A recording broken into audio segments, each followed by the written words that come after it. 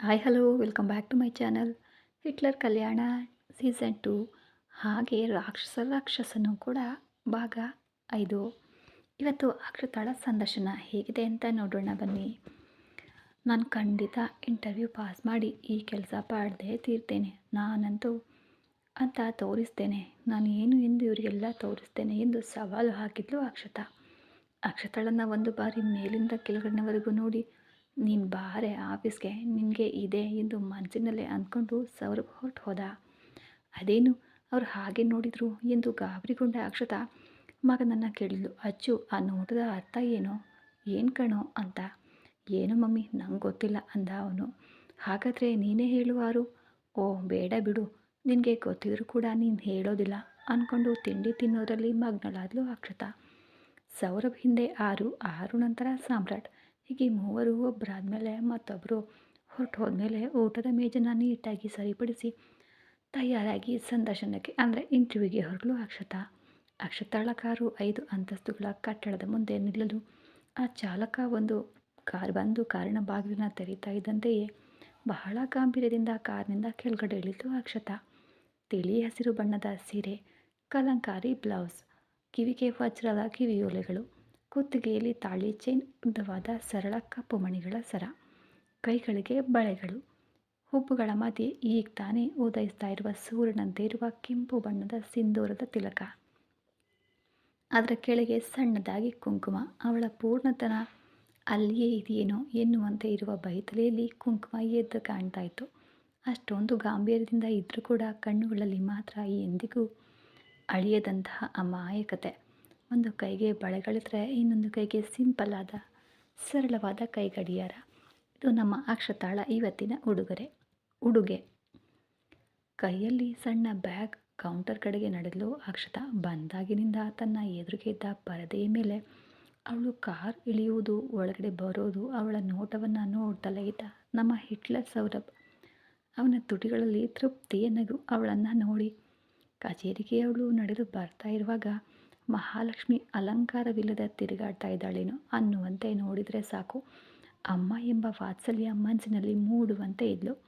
ನಮ್ಮವರು ಎಂಬ ಭಾವನೆ ನಮ್ಮನ್ನು ಸುತ್ತುವರಿದಂತೆ ಅನ್ನಿಸ್ತಾ ಇರಲು ಅಲ್ಲಿನ ಸಿಬ್ಬಂದಿ ಸ್ವಯಂಚಾಲಿತವಾಗಿ ಎದ್ದು ನಿಂತು ಆದರದಿಂದ ಶುಭೋದಯ ಮೇಡಮ್ ಎಂದು ಸ್ವಾಗತಿಸಿದ. ಅಕ್ಷತಾ ಅವರು ಮುಖ್ಯ ಕಾರ್ಯನಿರ್ವಾಹಕ ಅಧಿಕಾರಿ ಆರುಳ ತಾಯಿ ಎಂದು ಸಿಬ್ಬಂದಿಗೆ ಈಗ ತಿಳಿದಿರಲಿಲ್ಲ. ಶುಭೋದಯ ಎಂದು ಸಣ್ಣ ನಗುವಿನೊಂದಿಗೆ ಅವಳನ್ನು ಮಾತನಾಡಿಸಿ ಅರುಣ ಅವರನ್ನ ಭೇಟಿಯಾಗಬೇಕು ಎಂದು ಅಕ್ಷತಾ ಸಾಮಾನ್ಯವಾಗಿ ಹೇಳಿದ್ಲು. ಒಂದು ನಿಮಿಷ ಮೇಡಮ್, ನೇಮಕಾತಿ ಇದೆಯಾ? ನೇಮಕಾತಿಯೇ ಎಂದು ಯೋಚಿಸಿ ತಾನು ಸಂದರ್ಶನಕ್ಕೆ ಅಂದರೆ ಇಂಟರ್ವ್ಯೂಗೆ ಬಂದ ವಿಷಯ ಹೇಳಿಬಿಡೋಣ ಅಂತ ಅಂದ್ಕೊಳ್ಳೋ ಅಷ್ಟರಲ್ಲಿ ಅದು ನಾನು ಅಂದ್ಲು. ಅದು ಹೇಳ್ತಾ ಇರುವಾಗಲೇ ಕೌಂಟರ್ ಕರೆಗೆ ಒಂದು ಕರೆ ಬಂತು. ಕರೆ ಸ್ವೀಕರಿಸಿದ ರಿಸೆಪ್ಷನಿಸ್ಟ್ ಹುಡುಗಿ ಸರಿ ಮೇಡಮ್ ಎಂದು ವಿನಯದಿಂದ ಹೇಳಿ ಕರೆಯನ್ನು ಕಡಿತಗೊಳಿಸಿದ್ಲು. ಮೇಡಮ್, ನಮ್ಮ ಅರುಣಾ ಮೇಡಮ್ ನಿಮ್ಮನ್ನು ಬರಲು ಹೇಳಿದ್ದಾರೆ, ಬನ್ನಿ ಎಂದು ಗೌರವದಿಂದ ಹೇಳಿದ್ಲು. ಹಾಂ ಎಂದು ಆ ಹುಡುಗಿ ಹಿಂದೆ ಹೋದ ಅಕ್ಷತಾಳನ್ನು ಸಿಬ್ಬಂದಿ ಲಿಫ್ಟ್ನಲ್ಲಿ, ಅಲ್ಲದೆ ವಿಶೇಷ ಲಿಫ್ಟ್ನಲ್ಲಿ 4ನೇ ಮಹಡಿಗೆ ಹೋಗಲು ಹೇಳಿ ತಾನು ಸಿಬ್ಬಂದಿ ಲಿಫ್ಟ್ನಲ್ಲಿ ಅಲ್ಲಿಗೆ ಬಂದ. ಹತ್ತಿರದಿಂದಲೇ 6 ಕಚೇರಿಯವರೆಗೆ ಕರೆದುಕೊಂಡು ಹೋಗಿ ಬಾಗಿಲು ಬಡಿದು ಇನ್ನೀವು ಒಳಗಡೆ ಹೋಗಿ ಮೇಡಮ್ ಎಂದು ಹೇಳಿ ತಾನು ಹೇಗೆ ಬಂದೋ ಹಾಗೆ ಹೊರಟು ಹೋದ್ಲು ಆ ಹುಡುಗಿ ರಿಸೆಪ್ಷನಿಸ್ಟ್.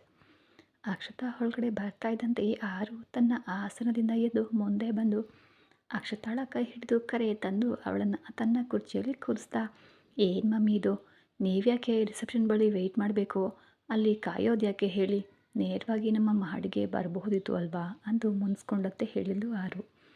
ಅಕ್ಷತಾ ಕುರ್ಚಿಯಿಂದ ಎದ್ದು, ಆರು ಇದೇನಿದು, ನೀನು ಈ ಕಂಪನಿಯ ಮುಖ್ಯ ಕಾರ್ಯನಿರ್ವಾಹಕ ಅಧಿಕಾರಿ, ಈ ಕುರ್ಚಿ ನಿನಗೆ ಅಲಂಕಾರ, ಜೊತೆಗೆ ಇದು ನಿನ್ನ ಜವಾಬ್ದಾರಿ, ಆದ್ದರಿಂದ ನೀನೇ ಇಲ್ಲಿ ಕೂತ್ಕೋ ಎಂದು ತಾನು ಎದ್ದು ಆರುಗಳನ್ನು ಕೂರಿಸ್ತಾ, ಆರು ನಾನೀಗ ನನ್ನ ಮಗಳಿಗೆ ತಾಯಿಯಾಗಿ ಇಲ್ಲಿಗೆ ಬಂದಿಲ್ವೇ, ಕೆಲಸಕ್ಕಾಗಿ ಸ್ವ ಉದ್ಯೋಗಿಯಾಗಿ ನಾನು ಸಂದರ್ಶನಕ್ಕಾಗಿ ಬಂದಿದ್ದೇನೆ ಅಂದ್ಲು.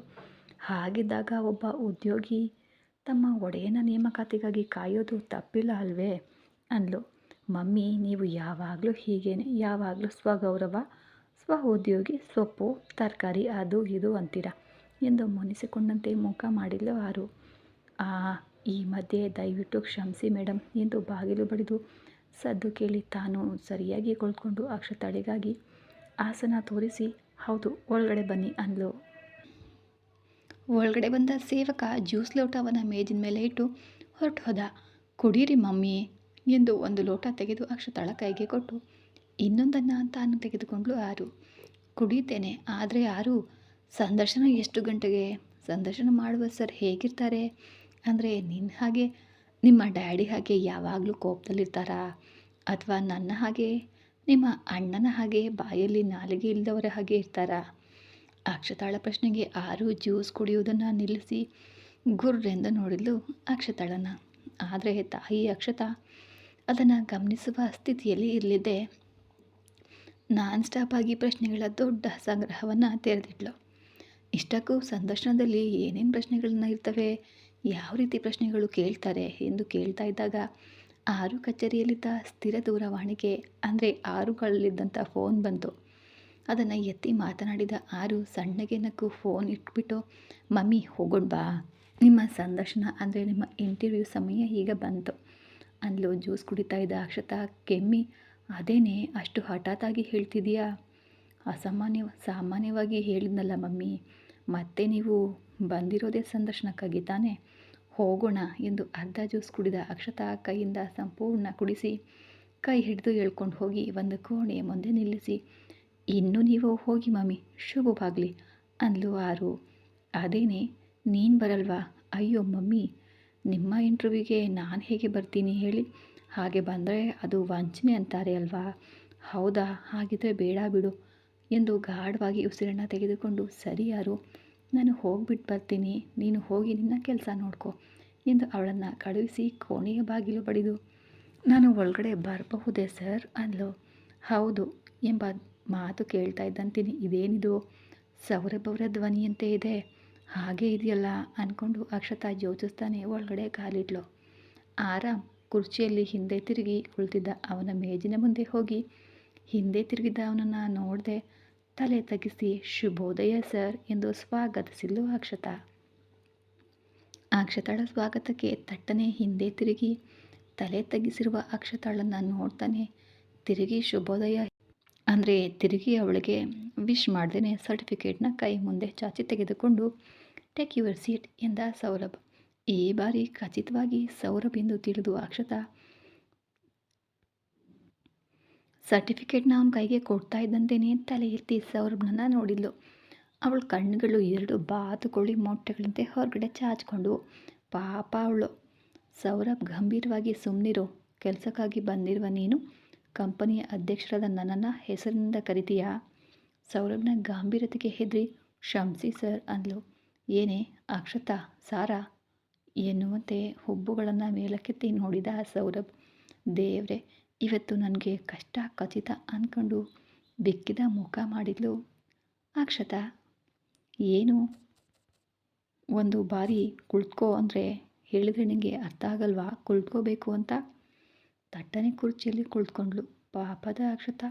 ಅಕ್ಷತಾಳ ಸರ್ಟಿಫಿಕೇಟ್ ನೋಡ್ತಾ, ಸರಿ ಹೇಳಿ ಮಿಸ್ಸಸ್ ಅಕ್ಷತಾ ಅವರೇ, ನೀವು ಈ ಕೆಲಸ ಯಾಕೆ ಮಾಡಬೇಕು ಅಂತ ಅಂದ್ಕೊಂಡಿದ್ದೀರಾ? ಈ ವಯಸ್ಸಿನಲ್ಲಿ ನಿಮಗೆ ಈ ಕೆಲಸ ಮಾಡುವ ಅಗತ್ಯ ಏನು? ಸೌರಭ್ನ ಪ್ರಶ್ನೆಗೆ ಗುರ್ರೆಂದು ನೋಡ್ತಾ, ಎಲ್ಲ ತಿಳಿದು ಬೇಕಂತಲೇ ಹೀಗೆ ಕೇಳ್ತಾ ಇದ್ದಾರೋ ಏನೋ ನೋಡು ಅಂದ್ಕೊಂಡು, ಅಂದರೆ ನಮ್ಮ ಮನೆಯಲ್ಲಿ ನನ್ನ ಗಂಡ ನನಗೆ ಏನೂ ಬರೋದಿಲ್ಲ ಅಂತ ಅಣಗಿಸ್ತಾ ಇದ್ದಾರೆ ಸರ್, ಅದಕ್ಕೆ ನಾನು ಕೆಲಸ ಮಾಡಿ ನನ್ನ ಗಂಡನಿಗೆ ನಾನು ಏನು ಅಂತ ತೋರಿಸ್ಬೇಕು ಅಂದ್ಲು ಅಕ್ಷತಾ. ಅಬ್ಬೋ, ಏನೋ ತೋರಿಸ್ತೀಯಾ ಎನ್ನುವಂತೆ ಇತ್ತು ಸೌರಭ್ನ ನೋಟ. ಆ ನೋಟಕ್ಕೆ ಒಳಗೊಳಗಡೆ ಭಯದಿಂದ ನಡುಗ್ತಾ ಇದ್ರು ಅಕ್ಷತಾ. ಮೇಲೆ ಮಾತ್ರ ಧೈರ್ಯವನ್ನು ಪ್ರದರ್ಶಿಸ್ತಾ, ಹಾಗಂತ ಕೆಲಸ ಕೊಡಬೇಕಾದ್ರೆ ಕೇಳಬೇಕಾದ ಪ್ರಶ್ನೆಗಳು ಇವು ಅಲ್ವೇನೋ ಅಲ್ವಾ ಸರ್ ಅಂದ್ಲು ಅಕ್ಷತಾ. ಆಹಾ ಹೌದಾ ಎನ್ನುವಂತೆ ನೋಡಿ, ನಮ್ಮ ಆಫೀಸ್ನಲ್ಲಿ ಕೆಲಸ ಕೊಡಬೇಕಾದ್ರೆ ನಾವು ಈ ವೈಯಕ್ತಿಕ ಶಿಕ್ಷಣ ಮತ್ತು ಕೆಲಸದ ವಿವರಗಳು ಮಾತ್ರ ಅಲ್ಲದೆ ಅವರ ವೈಯಕ್ತಿಕ ವಿವರಗಳನ್ನು ಸಹ ನೋಡ್ತೇವೆ. ಅಂದರೆ ಯಾರೇ ಆಗಲಿ ಮನಸ್ಸಿನಲ್ಲಿ ಶಾಂತಿಯಿಂದ ಇದ್ದರೆ ಮಾತ್ರ ಆಫೀಸ್ನಲ್ಲಿ ಕೆಲಸದ ಮೇಲೆ ಗಮನ ಇಡಲು ಸಾಧ್ಯ. ಇಲ್ಲಾಂದರೆ ಅವರ ಮನಸ್ಸು ಇಡೀ ಮನೆಯ ಸಮಸ್ಯೆಯ ಮೇಲೆ ಕೇಂದ್ರೀಕರಿಸಿರುತ್ತೆ. ನಮ್ಮ ಆಫೀಸ್ನಲ್ಲಿ ಕೆಲಸವನ್ನು ನಿರ್ಲಕ್ಷಿಸಿದರೆ ನಿಮಗೆ ಏನೂ ಆಗೋದಿಲ್ಲ, ಆದರೆ ತಿಂಗಳು ಸಂಬಳ ಚೆನ್ನಾಗೇ ತೆಗೆದುಕೊಳ್ತೀರಿ, ಆದರೆ ನಷ್ಟವಾಗೋದು ಮಾತ್ರ ನಮಗೆ ಅಲ್ವಾ ಅಂತ. ಅಯ್ಯೋ, ನನಗೆ ಅಂತಹ ಸಮಸ್ಯೆ ಏನೂ ಇಲ್ಲ ಸರ್, ನನ್ನ ಕೆಲಸ ಚೆನ್ನಾಗೇ ಮಾಡಬಲ್ಲೆ. ಹಾಗಿದ್ರೆ ಈ ವಯಸ್ಸಿನಲ್ಲಿ ಕೆಲಸ ಯಾಕೆ ಅಂದರೆ ಉತ್ತರ ಕೊಡ್ತಾ ಇಲ್ಲ ಯಾಕೆ ಹೇಳಿ? ನಿಮ್ಮ ಗಂಡ ಮಕ್ಕಳು ನಿಮ್ಮನ್ನು ಬಿಟ್ಟು ಹೋದ್ರಾ? ಅದಕ್ಕೆ ಈ ವಯಸ್ಸಿನಲ್ಲಿ ಕೆಲಸಕ್ಕಾಗಿ ಬಂದಿದ್ದೀರಾ? ನಿಮಗೆ ಈ ಹಿಂದೆ ಎಲ್ಲಾದರೂ ಕೆಲಸ ಮಾಡಿದ ಅನುಭವ ಇದೆಯಾ? ಇದ್ದರೆ ಎಷ್ಟು ಕಾಲ ಎಷ್ಟು ಟೈಮ್ ಕೆಲಸ ಮಾಡಿದ್ರಿ? ಒಂದು ವೇಳೆ ಮಾಡಿದ್ದೀರಾ ಅಂದರೆ ನಿಮ್ಮ ಹಿಂದಿನ ಕೆಲಸದ ವಿವರಗಳನ್ನು ಇಲ್ಲಿ ಯಾಕೆ ಸಲ್ಲಿಸಿಲ್ಲ? ಕಂಪ್ಯೂಟರ್ನಲ್ಲಿ ಯಾವೆಲ್ಲ ಭಾಷೆಗಳು ಗೊತ್ತು ನಿಮಗೆ? ಸಂಯೋಜನೆ ಮತ್ತು ಸಂಕೇತೀಕರಣದಲ್ಲಿ ಅನುಭವ ಇದೆಯಾ? ಒಮ್ಮೆಲೆ ಸರಣಿಯಾಗಿ ಪ್ರಶ್ನೆಗಳನ್ನು ಹಾಕ್ಬಿಟ್ಟ ಸೌರಭ್. ಪಾಪ ಅಕ್ಷತಾ. ಸೌರಭ್ ಹಾಗೆ ಕೇಳಿದ್ದಕ್ಕೆ ಮೊದಲು ದಿಗ್ಭ್ರಮೆಗೊಂಡು ಆಘಾತದಲ್ಲಿ ನಿಂತುಬಿಟ್ಲು. ಬನ್ನಿ ಅಕ್ಷತಾ ಅವರೇ ಹೇಳಿ ಅಂದ. ನೀವು ಹಾಗೆ ಒಮ್ಮೆಲೆ ಎಲ್ಲ ಪ್ರಶ್ನೆಗಳನ್ನು ಕೇಳೋದು ತಪ್ಪು ಸೌರಭ್ ಅವರೇ ಎಂದು ಅಳುವ ಮುಖ ಮಾಡಿದ್ಲು ಅಕ್ಷತಾ. ಹಲೋ ಮೇಡಮ್, ವಿರಾಮ ತೆಗೆದುಕೊಂಡು ಕೇಳಲು ಇವೇನು ನೀವು ಓದಿದ ಪದವಿ ಅಲ್ಲ, ಬರೆದ ಪರೀಕ್ಷೆಗಳೂ ಅಲ್ಲ. ನಾನೇನು ವಿರಾಮ ತೆಗೆದುಕೊಂಡಿಲ್ಲ ಮೇಡಮ್ ಎಂದು ಕೋಪದಿಂದ ಹೇಳಿದನು. ಹೌದು, ಪದವಿ 1ನೇ ವರ್ಷಕ್ಕೆ 1 ವರ್ಷ ತೆಗೆದುಕೊಂಡ್ರೆ 2ನೇ ವರ್ಷದಲ್ಲಿ ಸೇರಲು 2 ವರ್ಷ, ಪಾಸಾಗಲು 2 ವರ್ಷ, 3ನೇ ವರ್ಷಕ್ಕೆ ಸೇರಲು ಮತ್ತೆ 1 ವರ್ಷ ವಿರಾಮ, ಪಾಸಾಗಲು 2 ವರ್ಷ, ಒಟ್ಟಾರೆ 3 ವರ್ಷಗಳ ಪದವಿಯನ್ನು 7 ವರ್ಷ ಓದಿದ ದೊಡ್ಡ ಸಾಧನೆ ಮೇಡಮ್ ನಿಮ್ಮದು ಎಂದು ವ್ಯಂಗ್ಯವಾಗಿ ಹೇಳಿದ ಸೌರಭ್. ಅದೇನು ನನ್ನ ತಪ್ಪಲ್ಲ. ನನ್ನನ್ನು ಆ 7 ವರ್ಷಗಳ ಕಾಲ ಬಿಡದೆ ಹಿಂಡಿ ಹಿಪ್ಪೆ ಮಾಡಿದ ನನ್ನ ಗಂಡನ ತಪ್ಪು ಎಂದು ಮೂಗು ಉಬ್ಬಿಸಿ ಹೇಳಿದ್ಲು. ಸರಿಯಾಗಿ ಆಗಲೇ ಒಳಗಡೆ ಬಂದಳು ಆರು. ಹಿಂದೆನೇ ಬಂದ ಸಾಮ್ರಾಟ್ ಕೂಡ. ಅಕ್ಷತಾಳ ಕೋಪವನ್ನು ಲೆಕ್ಕಕ್ಕೆ ತೆಗೆದುಕೊಳ್ಳದ ಸೌರಭ್ ಹಿಂದೆ ಬರ್ತಾ ಇದ್ದ ಮಕ್ಕಳನ್ನು ನೋಡಿ ನಕ್ಕು. ಮಿಸೆಸ್ ಅಕ್ಷತಾ ಅವರೇ, ನಾನು ಕೇಳಿದ ಒಂದೇ ಒಂದು ಪ್ರಶ್ನೆಗೂ ನೀವು ಸರಿಯಾದ ಉತ್ತರ ನೀಡದ ಕಾರಣ ನೀವು ಅನರ್ಹರಾಗಿದ್ದೀರಿ. ಇನ್ನು ನೀವು ಮನೆಗೆ ಹೋಗಿ ನಿಮ್ಮ ಗಂಡ ಮತ್ತು ಮಕ್ಕಳನ್ನು ಚೆನ್ನಾಗಿ ನೋಡ್ಕೊಳ್ಳಿ ಹೋಗಿ ಅಂದ. ಮಮ್ಮಿ ಎಂದು ಸಾಮ್ರಾಟ್ ಅಕ್ಷತಾಳ ಕುತ್ತಿಗೆ ಮೇಲೆ ಸುತ್ತ ಕೈ ಹಾಕಿ, ಈ ಕೆಲಸಗಳು ನಮಗೆ ಯಾಕೆ ಮಮ್ಮಿ ಅಂದ. ಆರು ಹೋಗಿ ಸೌರಭ್ ಪಕ್ಕ ಕುಳಿತುಕೊಂಡು ಇಬ್ಬರು ನಗ್ತಾ ಇದ್ರೆ ಅಕ್ಷತಾ ಕೋಪದಿಂದ ಎದ್ದು ಮೂವರನ್ನು ನೋಡಿ ಮೂಗು ಸಿಂಡರಿಸ್ತಾ, ಇನ್ನು ಆರು ಮತ್ತು ಸೌರಭ್ ಅವರೇ, ನೀವು ಮೂವರು ಸೇರಿ ಬೇಕಂತಲೇ ನನ್ನ ಅನರ್ಹಗೊಳಿಸಿದ್ದೀರಿ. ನನ್ನ ಪ್ರತಿಭೆಯನ್ನು ನಾಶ ಮಾಡ್ತಾ ಇದ್ದೀರಿ. ತಲೆಮಾರುಗಳಿಂದ ಯುಗಗಳಿಂದ ಇಂಥ ಅಮಾಯಕ ಹೆಣ್ಣು ಮಕ್ಕಳ ಬಗ್ಗೆ ನಿಮಗೆ ಯಾವಾಗಲೂ ಕೀಳು ಭಾವನೆಯೇ ಎಂದು ಹತ್ತು ಮೂಗು ಒರೆಸ್ಕೊಂಡು, ನೀವು ಹೇಗೆ ನನಗೆ ಈ ಕೆಲಸ ಕೊಡೋದಿಲ್ಲ ಎಂದು ನಾನು ನೋಡ್ತೀನಿ ಎಂದು ಆವೇಶದಿಂದ ಹಿಂದೆ ತಿರುಗಿ ಆ ಕಚೇರಿಯಿಂದ ಹೊರಗಡೆ ಹೋಗ್ತಾ ಇದ್ಲು ಅಕ್ಷತಾ. ಮಮ್ಮಿ ನಿಲ್ಲು ಮಮ್ಮಿ ಎಂದು ಸಾಮ್ರಾಟ್ ಅಕ್ಷತಾಳ ಹಿಂದೆ ಹೋಗ್ತಾ ಇದ್ದಾಗ, ಅವನಿಗೆ ಹೇಳು ಆರು, ನಿಮ್ಮ ಮಮ್ಮಿಯನ್ನು ಹೇಗೆ ಸಮಾಧಾನ ಪಡಿಸಬೇಕು ಎಂದು ನಮ್ಮ ನಾಯಕನಿಗೆ ಗೊತ್ತಿದೆ, ಆದರೆ ನೀನು ನಿಲ್ಲು ಎಂದು ಸಾಮ್ರಾಟ್ನನ್ನು ತಡೆದ್ಲು ಆರು. ಏಯ್ ಅಕ್ಷತಾ ನಿಲ್ಲೆ ಎಂದು ಸೌರಭ್ ಅವಳ ಹಿಂದೆ ಹೊರಗಡೆ ಬರ್ತಾ ಇದ್ದಂತೆಯೇ ಮೂಗು ಒರೆಸುತ್ತಾ ಲಿಫ್ಟ್ಗೆ ನುಗ್ಗಿಬಿಟ್ಲು ಅಕ್ಷತಾ. ಅಕ್ಷತಾಳಿಗೆ ಮೊದಲೇ ವಿಶೇಷ ಲಿಫ್ಟ್ನಲ್ಲೇ ಕೆಳಗಡೆ ಬಂದ ಸೌರಭ್. ಅಕ್ಷತಾ ಬರ್ತಾ ಇದ್ದಂತೆಯೇ ಅವಳು ಬರ್ತಾ ಇದ್ದ ಲಿಫ್ಟ್ನ ಎದುರು ಗಂಭೀರವಾಗಿ ಹೋಗಿ ನಿಂತಿದ್ದ. ಸೌರಭ್ನ ಮುಖದಲ್ಲಿನ ಗಂಭೀರತೆಗೆ ಒಳಗೊಳಗಡೆ ಸ್ವಲ್ಪ ಗಡಗಡ ಅಂತ ನಡಕ್ತಾ ಇದ್ರು. ಹೊರಗಡೆ ಮಾತ್ರ ತುಂಬಾ ಧೈರ್ಯನ ಪ್ರದರ್ಶಿಸ್ತಾ ಇದ್ಲು ಅಕ್ಷತಾ. ಹೀಗೆ ಸೌರಭ್ನನ್ನು ದಾಟಿ ಮುಂದೆ ಹೋದ್ಲು ಅಕ್ಷತಾ. ಅಕ್ಷತಾಳ ಬಾಲಾಟಗಳಿಗೆ ಅವಳ ಕಡೆಗೆ ತೀಕ್ಷ್ಣ ನೋಟ ಬೀರಿ, ಓಯ್ ಅಕ್ಷತಾ, ಇನ್ನೊಂದು ಹೆಜ್ಜೆ ಮುಂದೆ ಬಿದ್ದರು ಮುಂದಿನ ಹೆಜ್ಜೆ ನೇರವಾಗಿ ಗಾಲಿ ಕುರ್ಚಿಯಲ್ಲಿ ಇರುತ್ತೆ ನಿನಗೆ ಅಂದ. ಗಂಭೀರ ಎಚ್ಚರಿಕೆ ನೀಡಿದ ಸೌರಭ್. ರಭಸದಿಂದ ನೆಲಕ್ಕೆ ತಾಗಲ್ಬೇಕಿದ್ದ ಅಕ್ಷತಾಳ ಕಾಲು ಸೌರಭ್ನ ಎಚ್ಚರಿಕೆಗೆ ಗಾಳಿಯಲ್ಲೇ ನಿಂತು ಹೋಯಿತು. ಹಿಂತಿರುಗಿ ನೋಡ್ದೇನೆ ಹೀಗೆ ನನ್ನನ್ನು ಬೆದರಿಸಿ ಭಯಪಡಿಸಿ ನನ್ನ ಚಳುವಳಿಯನ್ನು ನಿಲ್ಲಿಸಲು ಸಾಧ್ಯ ಇಲ್ಲ ಸೌರಭ್ ಅವರೇ ಅಂದ್ಲು ಅಕ್ಷತಾ. ಹೇಗೆ ಕರೆತಂದನೋ ಹಾಗೆ ಎತ್ಕೊಂಡು ಚಳವಳಿನ ಎಂದು ಹೋಗಿ ಕಾರ್ನಲ್ಲಿ ತಳ್ಳಿಬಿಟ್ಟ ಅಕ್ಷತಾಳನ ಸೌರಭ್. ಹೀಗೆ ನಮ್ಮ ಪಾಪದ ಸಂದರ್ಶನ ಅಕ್ಷತಾಳದು ಯಶಸ್ವಿಯಾಗಿ ವಿಫಲವಾಗಿ ಅಲ್ಲಿ ಕುಸಿದು ಹೋಗಿ ಮನೆಯಲ್ಲಿ ಹೋಗಿ ಬಿತ್ತು ಪಾಪದ ಡಸ್ಕಿ. ಮತ್ತೆ ಇತ್ತ ಡೆವಿಲ್ ಬಾಸ್ ಕೈಯಲ್ಲಿ ಬಿದ್ದು ಕಳೆದುಕೊಂಡ 10 ಗ್ರಾಂ ಚಿನ್ನದ ಸರವನ್ನು ಹೊಂದಿರುವ ಅಂಕಿತಾ ಕ್ಯಾಬ್ನಿಂದ ಹಿಡಿದು ಎಳೆದುಕೊಂಡು ಮನೆಯೊಳಗಡೆ ಹೋಗಿ ಅಡ್ಲಾಗಿ ಬಿದ್ಲು ಬೆಡ್ ಮೇಲೆ. ಅಂಕಿತಾ ಕೃಷ್ಣ ಎಂಬ ಜಿಲ್ಲೆಯಲ್ಲಿ ಹುಟ್ಟಿ ಬೆಳೆದರೂ ಕೂಡ ಚಲನಚಿತ್ರೀಕರಣ ಮತ್ತು ಜಾಹೀರಾತು ಕ್ಷೇತ್ರದಲ್ಲಿರುವ ಆಸಕ್ತಿಯಿಂದ ಕೆಲಸಕ್ಕಾಗಿ ಕೋಲ್ಕತ್ತಾಗೆ ಬಂದಳು. ಅಂಕಿತಾಳ ಜೊತೆ ತನ್ನ ಸಹೋದ್ಯೋಗಿಗಳಾದ ಇನ್ನೂ 3 ಹುಡುಗಿಯರೊಂದಿಗೆ ಅಪಾರ್ಟ್ಮೆಂಟ್ನ ಹಂಚಿಕೊಂಡು ಅಲ್ಲಿಯೇ ವಾಸಿಸ್ತಾ ಇದ್ದಾಳೆ. ಪ್ರಸ್ತುತ ಸಾಮ್ರಾಟ್ನ ಜಾಹೀರಾತು ಚಲನಚಿತ್ರದ ಸ್ಟುಡಿಯೋದಲ್ಲಿ ವಿನ್ಯಾಸಕಿಯಾಗಿ ಕೆಲಸ ಮಾಡ್ತಾ ಇದ್ದಾಳೆ ಅಂಕಿತಾ. ಹೀಗೆ 6 ತಿಂಗಳ ಹಿಂದೆ ತನ್ನ ಬಳಿ ಕೆಲಸಕ್ಕೆ ಸೇರಿದ ಅಂಕಿತಾ ಅಂದರೆ ಸಾಮ್ರಾಟ್ಗೆ ತುಂಬ ಇಷ್ಟ. ಇಷ್ಟಕ್ಕಿಂತ ಹುಚ್ಚು ಪ್ರೀತಿ ಅನ್ನೋದು ಸರಿಯಾಗುತ್ತೆ. ಆದರೆ ಇಲ್ಲಿವರೆಗೂ ಅವಳಿಗೆ ಮದುವೆ ಪ್ರಸ್ತಾಪ ಮಾಡಿಲ್ಲ ಅವನು. ಒಂದು ವೇಳೆ ಒಂದಿನ ಒಳ್ಳೆಯ ದಿನವನ್ನು ನೋಡಿ ನೇರವಾಗಿ ತನ್ನ ಮನೆಗೆ ಕರ್ಕೊಂಡು ಹೋಗಿ ಸೌರ ಮತ್ತು ಅಕ್ಷತಾಳಿಗೆ ಪರಿಚಯಿಸಬೇಕು ಅಂತ ಅಂದ್ಕೊಂಡು ಆಲೋಚಿಸ್ತಾ ಇದ್ದ ಸಾಮ್ರಾಟ್. ಅಂಕಿತಾಳ ಕುಟುಂಬವೆಲ್ಲ ಪ್ರಸ್ತುತ ವಿಜಯವಾಡದಲ್ಲೇ ವಾಸಿಸ್ತಾರೆ. ಅಮ್ಮ ಸುಪ್ರಜಾ ಗೃಹಿಣಿ, ಅಪ್ಪ ಮನೋಹರ್ ನಿವೃತ್ತ ಸರ್ಕಾರಿ ಉದ್ಯೋಗಿ, ಅಣ್ಣ ಸುಧೀರ್ ತಂತ್ರಾಂಶ ಉದ್ಯೋಗಿ, ಅತ್ತಿಗೆ ಧರಣಿ ಪ್ರಸ್ತುತ ಅವಳು ಕೂಡ ಗೃಹಿಣಿ.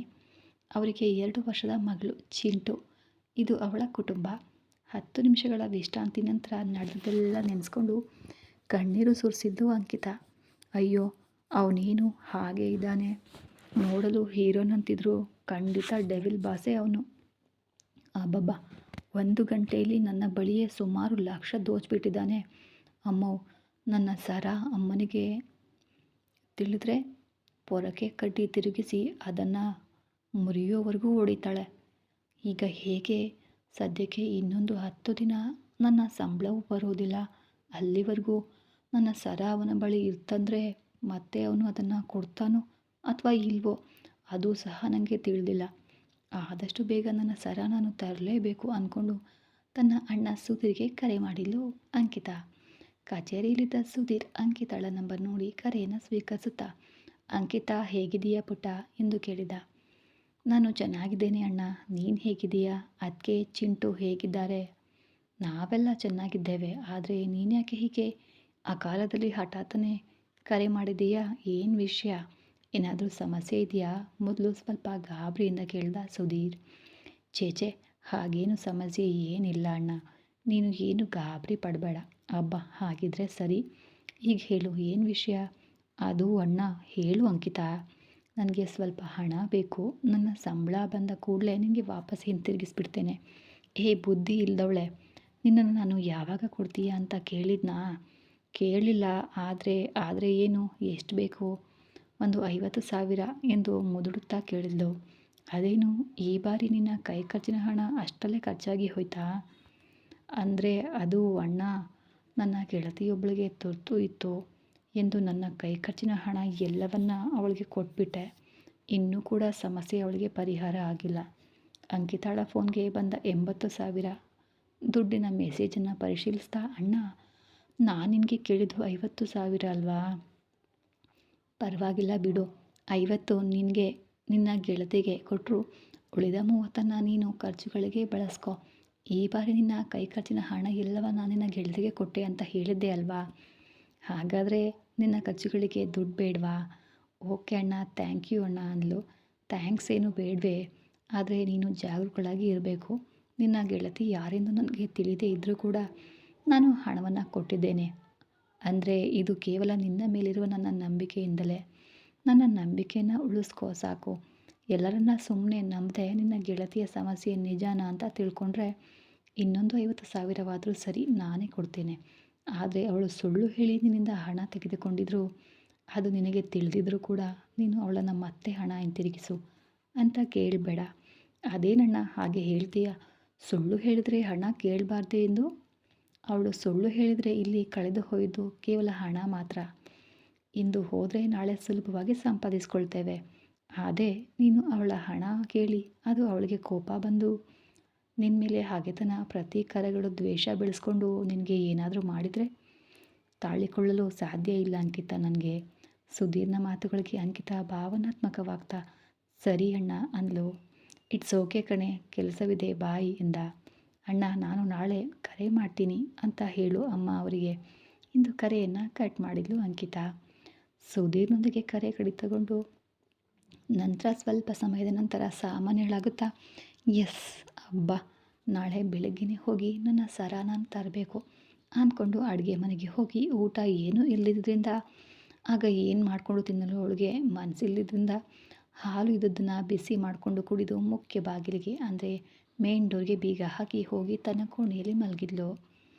ಅಂಕಿತಾ ಮಲಗಿದ ಬಹಳ ಸಮಯದ ನಂತರ ಅಂದರೆ ರಾತ್ರಿ 10 ಗಂಟೆಯಾಗ್ತಾ ಇದ್ದಾಗ ಅಪಾರ್ಟ್ಮೆಂಟ್‌ಗೆ ಬಂದ ಅವಳ ಮೂವರು ಗೆಳತಿಯರು ಅವಳ ಬಳಿ ಇದ್ದ ಹೆಚ್ಚುವರಿ ಕೀ ಅಂದರೆ ಎಕ್ಸ್ಟ್ರಾ ಕೀಯಿಂದ ಬಾಗಿಲು ತೆರೆದುಕೊಂಡು ಒಳಗಡೆ ಬಂದು ತಮ್ಮ ತಮ್ಮ ರೂಮ್‌ಗಳಲ್ಲಿ ಅವರು ಕೂಡ ಹೋಗಿ ಆಯಾಸವಾಗಿದ್ದರಿಂದ ಅಡ್ಡಲಾಗಿ ಬಿದ್ದು ಮಲಗಿಬಿಟ್ರು.